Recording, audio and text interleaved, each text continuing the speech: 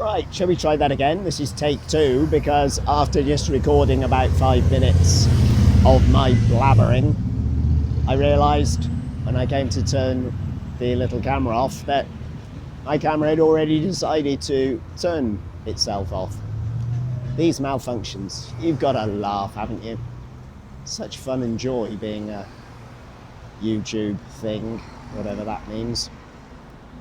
Person who makes videos, or tries to, with a malfunctioning, cheap Picasso V50 camera.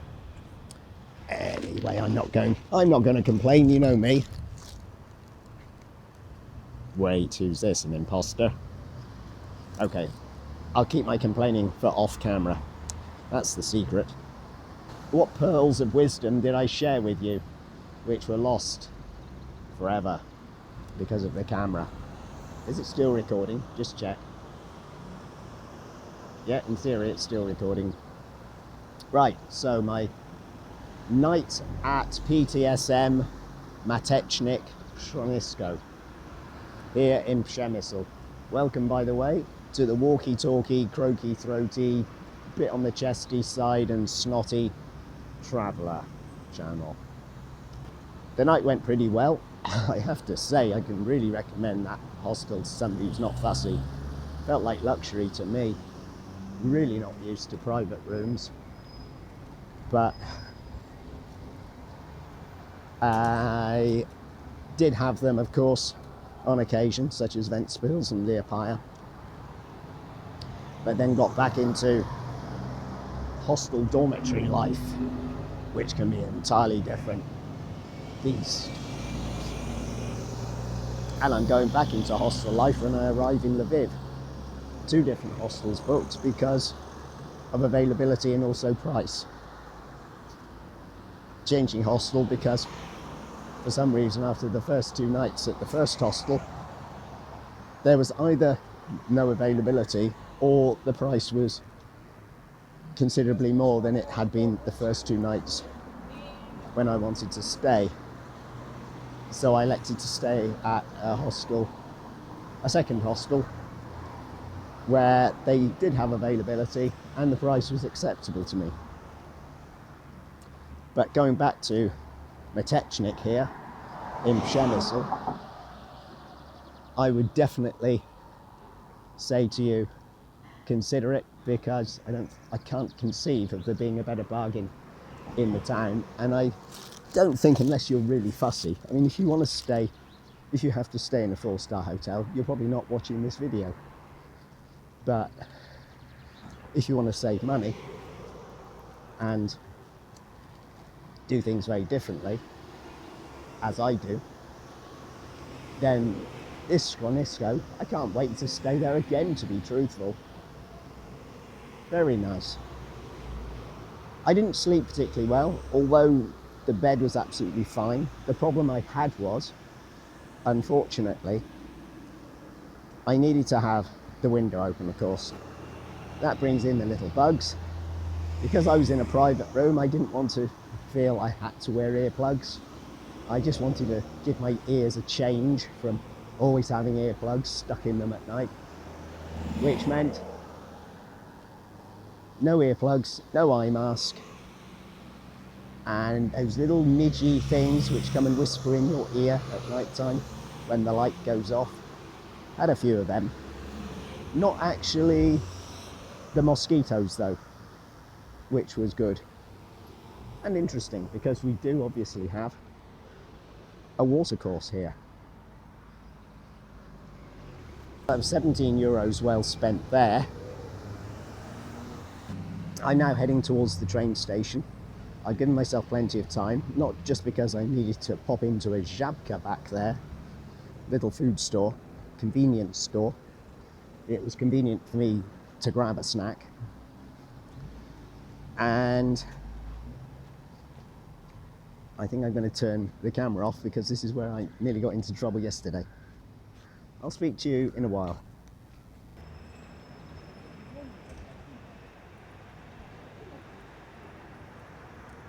Okie dokie. I'm now heading to the train station. I've left the contentious area behind me. So I'm filming again. Not too sure what I'm going to get when I get to the train station, as I say, regarding the scanning of items and checking of passports and such like. There would certainly be enough here, I feel, to keep somebody with my interests busy. There are plenty of museums, as I've already said in last night's video, or yesterday's video I should call it. There are also a smattering of decorous buildings. But there are also hiking opportunities because of the old sort of fortifications going around the city. They stretch quite a few kilometres, and I remember being here years ago and a guy was talking to me. I think he was a local guy, or he was certainly Polish, if not from Przemysl, and he was saying it's a great place to go out. It's not an official hiking trail as such, but it could well get developed successfully into one, because you could just follow the line of the old forts basically. Whether that's happened or not, don't know. And let's go down here, shall we? Of course, we've got a cantor, place to exchange money if you need to, but be wary of the exchange rates.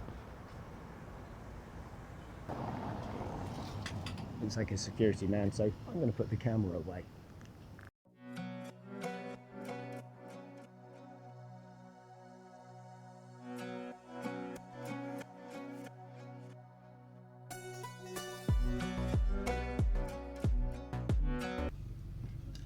Time for a bit of a progress report. Got to the train station, saw huge lines of people queuing up to buy tickets to go somewhere, presumably to Ukraine, but maybe they were buying tickets to Warsaw or Krakow, who knows. I'd given myself ample time, I thought, to get the 9:45 train to Lviv. Then discovered I needed to walk along a platform, go down an underpass, following arrows to Perron 5, platform 5. Then basically I had to come up out of the underpass and look for a yellow building. Well, between me and the yellow building was a snaking, very long queue of people with their luggage who were ahead of me, waiting to go through border control on the Polish side here. And I joined the queue and waited. 40 minutes later, the queue started moving, and I just hope my ham and egg salad sandwiches make it, because they were exposed to the hot morning sun for quite a while. But the queue moved, and we were actually waiting not because there was a log jam of people going through scanners and questioning and triple checks on their documents, but we were basically just waiting because the train coming from Lviv was a bit late, and until that train arrived and emptied, they weren't prepared to start processing people through border control. Once that all got cleared up and the train arrived, we were able to progress quite quickly. I had a slight delay because they were a bit curious about my British passport and Estonian ID card. I presented both because I thought my British passport looks a bit dubious. It has no stamp showing that I've entered the European Union. That's because it was renewed back in 2020, and I've not needed to use it because I've not really been going very far until the long road to Ukraine began. So the guy wanted to just triple check, looking at my ID card from Estonia, that I would have no problems trying to re-enter Poland or the European Union as a whole at some point after visiting Ukraine. So he got a man, one of his colleagues, to come and look at the situation, and the colleague was quite happy. There should be no problem. probably I should have just showed him the British passport, and if he'd said, hey, you've got no stamp showing that you've entered the European Union, then I would have explained I've been living in Tallinn. I've got this Estonian ID card valid until 2025, which isn't a travel document. That's the snag with it, you see. Regardless, now managed to get on a very modern, very smart looking train. I'm questioning actually if I'm in the right wagon, but my ticket says wagon 1, and then there's a space, then there's the letter B. So I've got on wagon 1. I couldn't see that there were any letters after the number. The next wagon along was not 1B, it was number 2, so I guess I'm okay getting on here. It's a triple-seater, as you can see, which I've never been on before on a train, I don't think. So it has more of an aeroplane feel about it, I guess.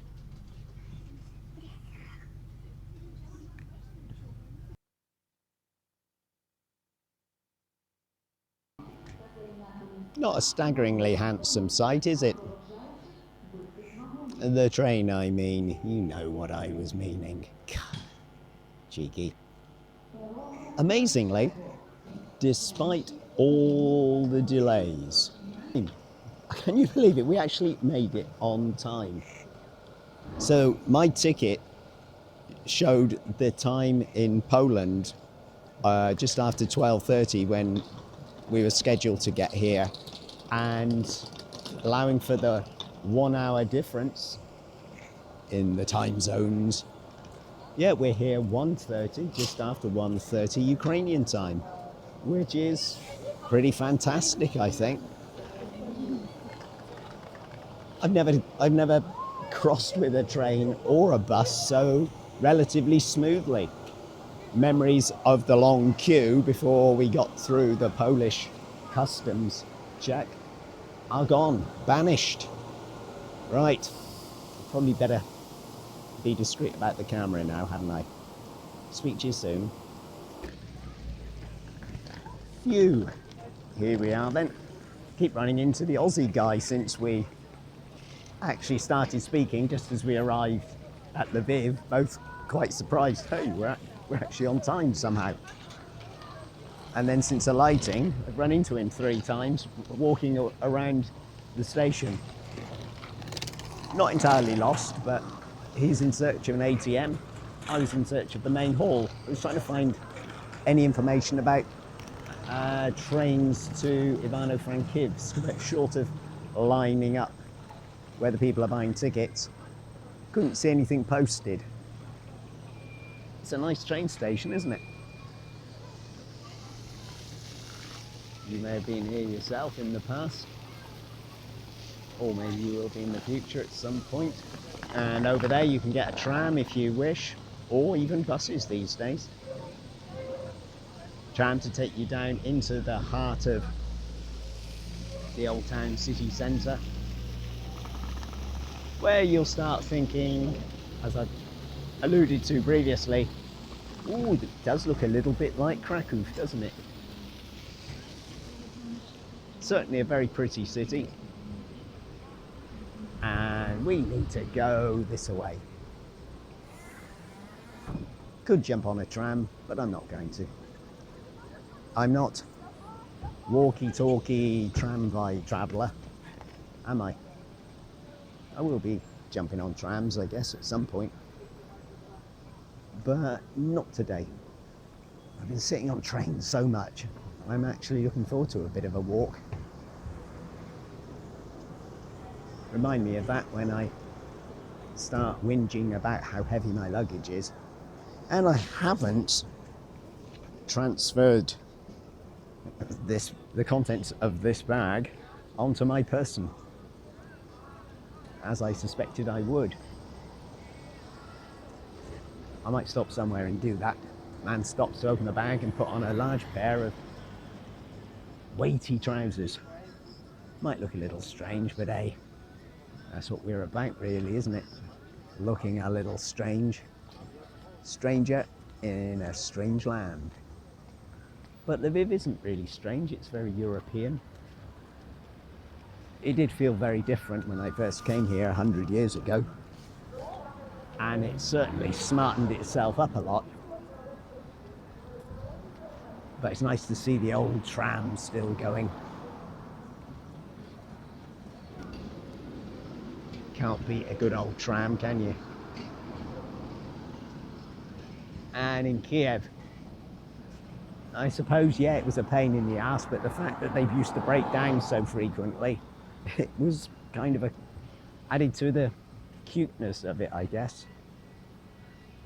Visiting a country where not everything is super perfect, and yet there are those golden hands who can put things that break down right pretty quickly, because they've got the old traditional skills which perhaps aren't so widespread in Western Europe. Maybe I'm doing Western Europe a disservice. So on the first page of my newish passport, I've got a stamp exiting Poland. And on the last page, in the bottom right-hand corner, I've got an entry into Ukraine with all the space in between blank. I wonder if that's a sign of something. What do you think? Of course, there are lots of opportunities arriving here in Lviv to not only ride one of these gorgeous old trams, which may have just broken down right on cue. Plenty of options to change money. Again, do a bit of homework, find out what a reasonable exchange rate is likely to be, and also don't get too prissy about on xe.com. No, this video is not sponsored by xe.com, but we all tend to use xe.com, don't we? Yeah, they'll give you what is a fair rate of exchange for buying and selling currencies, but you're almost never, perhaps you're definitely never going to get that exchange rate in the real world, in a real city, in a currency exchange office, or even in a bank. But it gives you a guide, at least. It should be somewhere in the ballpark of what xe.com tells you that the valid exchange rate is for your currency to Ukrainian hryvnia. Or grivna, if you pronounce it that way. The hostel I'm going to is called Hostel. Presumably Hostelling International Hostel, or is it just to say hi as a welcome gesture? Hi Hostel. Or are they referring to the fact it's on the 9th floor of the building and there's no elevator? We've left the big train station up there, and now we're heading down here. What's it called, I wonder? I can't remember for the life of me. Gorodotska. And the last time I was in Lviv, well, to be honest, it's quite poignant for me, because my last visit was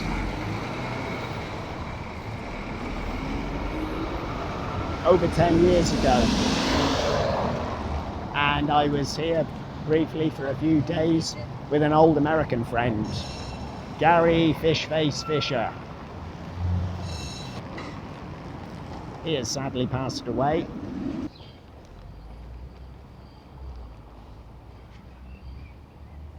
Artwork I've not seen before, I don't think.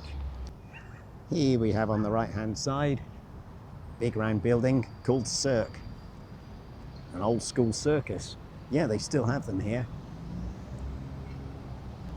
Not for everyone, obviously, these days. Don't know how popular animal rights organisations are in Ukraine, but yeah. Well, it's a curious looking building, interesting in shape. And look at this little cutie.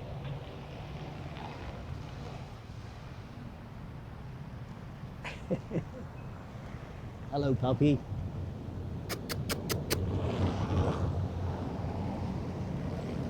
You're gorgeous, aren't you? You're gorgeous. We got Lviv lion over there, standing rearing on his hind quarters. It's looking old building which needs some attention, up around the roof in particular. I'm already thinking, right, the next time when I'm checking out and leaving Lviv, I'm getting a tram up to the train station rather than walking up the hill. It's a steady incline rather than a vicious spike, but still